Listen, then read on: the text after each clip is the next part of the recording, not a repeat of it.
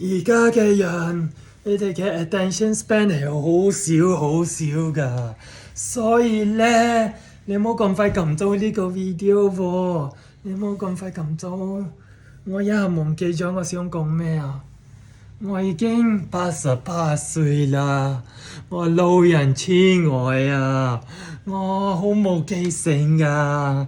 你等一下仔先，冇咁快撳咗呢個 video，等一下仔先。係啦，我記得啦，我係想俾你睇我嘅樣啫，我係咪好後生咧？